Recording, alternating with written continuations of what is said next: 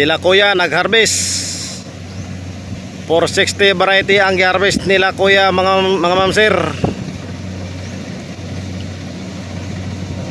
Perti kadaghag mga ibon mga mamsir o langgam o sa Bisaya pa. Daghag insekto ni. Kaning humay o palay. Yara sila kuya. Sila kuya tigtahi. Isandig lang ni kuya ang sako mga mamsir.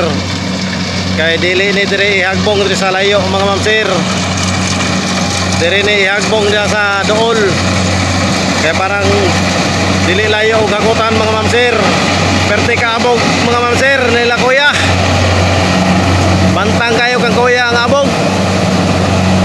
Og diri sa kuha perti mo kabog mga mamsir. Yara atras na kamay mga mamsir. Kaya perti kabog. Mingnaog si kuya kay giabogan.